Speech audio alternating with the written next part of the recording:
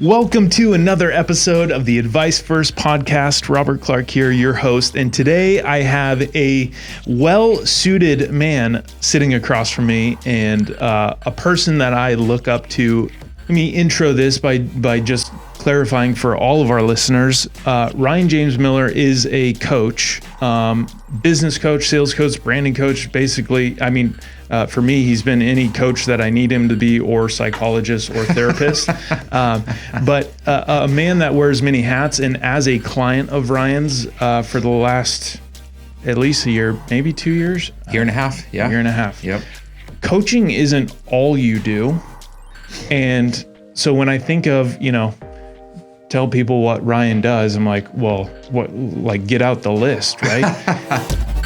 You put a lot of branding effort behind the phrase "be authentic," and you truly live that. That's one of the reasons that I'm drawn to continually working with you as someone who lives what they say. Sometimes, living authentically means that we are going to post raw and vulnerable things, or share raw and vulnerable messages, just like you said, with those around us. Mm-hmm. And in today's world, many of those messages find themselves on social media. Yep. But then you have a lot of people tying their self-worth to the engagement of those messages on their social media accounts. I've probably even posted, certain things that gets, 9 likes instead of 40, or 19 instead of 120, and it affects people's judgment of their own self-worth. Yeah. When you experience something like that, when you share something vulnerable and no one, you don't get the overwhelmingly positive response, how do you respond to that? It hurts, right? There's no way.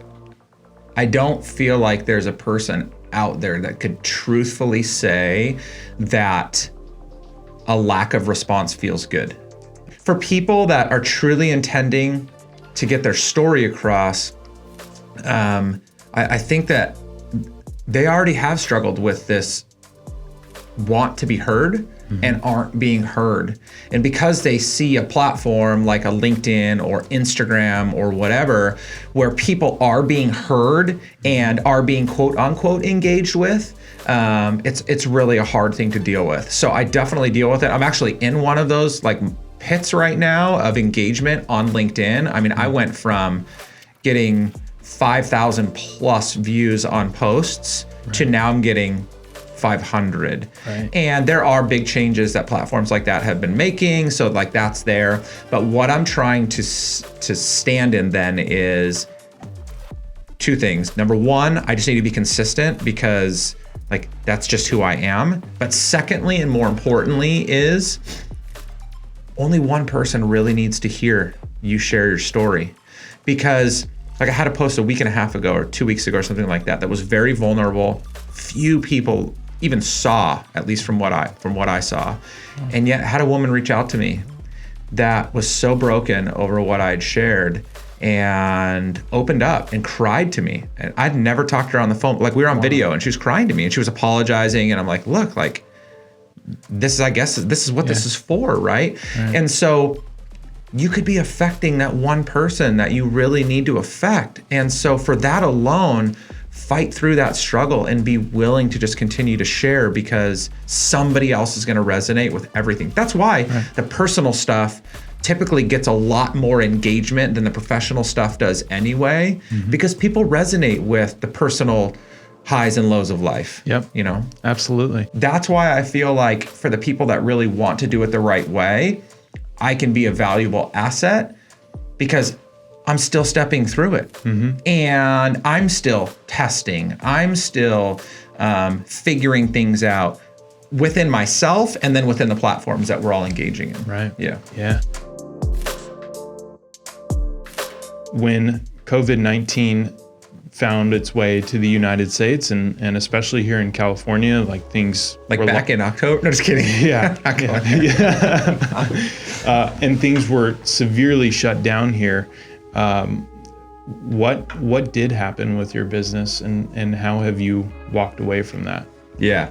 Obviously, the pandemic hit, And within 2 days of the shutdown in California, so mid-March, everybody remembers that week specifically. 2 clients had to shut their doors. That cost me about $18,000 a month. Wow. Right when they shut their doors. Oh my God. So that was temporary, right? That was going to be temporary. The problem was the second of the 2 did not reopen their doors until like a month ago, and from what I understand, they've shut them back again. Wow. So that was gone, right? That was lost. And so that would be November for those listening to this. Yeah, crazy, right? So tell me how those next 6 months went.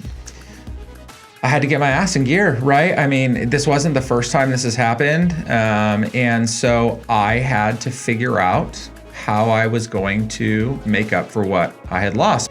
And so I had to figure out what I was going to do in the meantime. And I had just this amazing epiphany, probably early April, where I realized again that I wasn't completely doing what I loved doing. Thankfully, through the prodding of a few people, I was able to create a couple of coaching programs for some specific communities, one in the insurance industry that we're now getting ready to launch the 3rd group of, which I'm super pumped on, maybe actually 3 and 4. Plug it. Yeah. Broker Excellence. Broker Excellence. Yeah, so it's been really cool because that community, I have influence in the employee benefits space from working there and just spending time there, and very, very amazing group of people that have supported me.